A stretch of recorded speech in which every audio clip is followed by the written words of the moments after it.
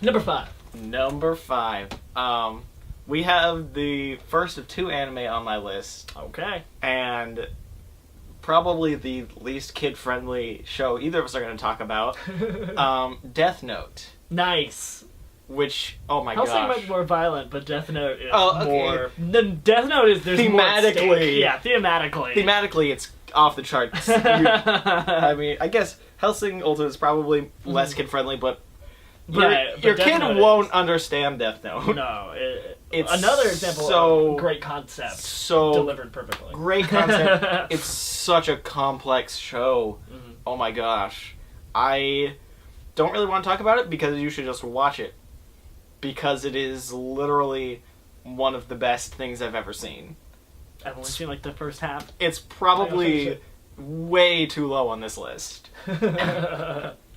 But that's life. It's just you see the saying absolute power corrupts absolutely Mhm. is very prevalent in Death Note because you get a teenager with the power to kill anyone without having to touch them, and he controls the world at some point. Yeah, That is an Good. actual thing, you would, yeah. and it's great. The ending is awesome. It's not a disappointing ending. No, Yeah. no. It is Yeah. one of the most Excited. one of the most awesome like final episodes. Just everything's coming together and coming apart. It's great. I love the whole show. You might have to watch it twice because there's like a time jump in there, and I like missed it, and I'm like, oh wait, there was a time jump, but it makes sense as long as you see all the subtitles. Oh, right. Like now I've- this year or whatever, yeah. I've watched it like 1.5 times. I watched it all the way through dubbed, and I watched most of it subbed, and I think they're both equally good. I really love Ryuk's voice in the English dub, Oh, okay. but everyone does a great job in both versions. I always do sub first, but I've heard Cowboy Bebop dubbed is even better, so I should Yeah, check that most people say that Cowboy Bebop dubbed is the best way to go. Yeah.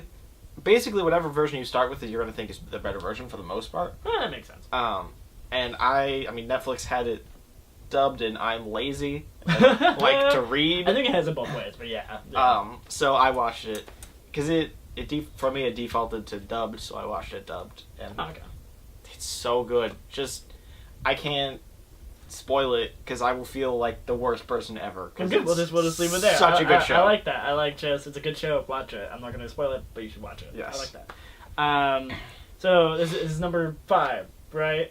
Yes, it is. So my number 5 pick, going along with my fall flannel, as Zachary referred to it earlier today, my pumpkin flannel. It's very pumpkin. I have to say Over the Garden Wall. Oh my gosh! Did you forget it was a show? When I sorted IMDb, it's a miniseries. It didn't come up as a TV show. Over the Garden Wall is like my number 4, actually. By the way, we'll just throw that in there. We'll say that's like your highest honorable mention or something, and Yeah. it would go in number 4. Whatever. Yes. That's really funny. I'm so sorry, buddy. I watched Over the Garden Wall on Halloween last year, Perfect. and it is. I just got chills because I'm about to talk about it. I mean, it's like 2 hours to watch the whole thing. Yeah, it's like a movie. 10-minute segments or so, It's a movie. and oh my gosh, it's so good. It's just so much. It's not scary, but it's not scary. Some of it is creepy. It can get great super way. creepy. In a very unsettling way. The pumpkin episode is the main one that comes to mind, Yeah. where it's just kind of like, this doesn't feel right. No. It feels unsettling. Or Auntie Whispers, for those who have seen that. Really creepy. But it's not just outright like brah. Yeah. You know, you have there's a thing in the show called The Beast, and and there's a couple of ways where he's just kind of outright like brah, scary. But for the most part, this is kind of creeping, unsettling feeling, and it's really good. It's like you don't see modern cartoons ever do something like this. Yeah. It's so interesting. It's like, see, who's someone that's like really surreal, like a filmmaker. David Lynch. It's like if David Lynch and Alfred Hitchcock made a cartoon. I can sort of see that. I could definitely see a Lynchian vibe to it for sure. The suspense is so good in it. There's some good suspense. It's just, it takes its time. Like, it's a miniseries, and it's only like an hour and a half, but it does take its time, and it, like, reveals everything about itself. Like, why is the kid wearing a teapot? Oh, yeah. Oh, that's a great reveal. I won't spoil the joke, but it's very funny. It's the two main characters, the two boys, are incredibly likable. Shout out to Elijah Wood, who never does anything bad, in my opinion, at least that I've seen. I think he's always great. Word is one of my all-time favorite characters. Word is wonderful. Very a character that I very much relate to watching it, and it's sort of an embarrassed way, but I really like that character. The creator feels the same way, apparently.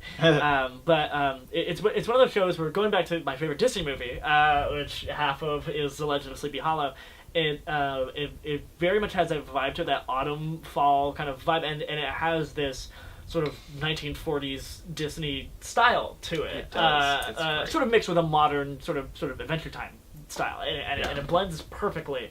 But it does make you think of like Washington Irving stories, or even like Snow White and the Seven Dwarfs. Like you think of really old Disney, and sort of like Fantastic Mr. Fox with a sort of autumn feel to it. And that's just like one of my favorite aesthetics. So I really love just kind of every little avenue that they go down, because it's all just things that I think are gorgeous. And so I just have a great time. It felt like a show made for me. Like I just loved watching every second of it. And it's funny, and all the characters are great. Their companion, whose name I can't remember right now. The bird? Yeah, what's her name? It's been like a year. It's been a little while since I watched it. I tried to watch it, in the fall. But I love her character. I love all those characters. One episode in particular I really love, because not a lot of shows do sort of Halloween stuff in the way that Halloween actually is, in terms of kids going out and trick or treating, kind of doing their own thing. And I really love that they do that. It reminded me of like John Carpenter's Halloween, which a lot of it does just feel like you're watching Halloween Day happen. It's not all murder, but yeah, I can't stop gushing about that show. I really love that show. So you got to check that out, especially 'tis the season. Now is the time to watch it. Marathon on Halloween, along with some scary movies or whatever you're gonna do. You should watch it around that time. Yeah. It's really good. Grab yourself a pumpkin spice latte or something. Something pumpkin. Get a pumpkin feast to get some pumpkin ice cream. Get a pumpkin thing, whatever, and you just gotta watch it. It's so good. It's just too good not to watch. Yeah, can't recommend it higher. Cool.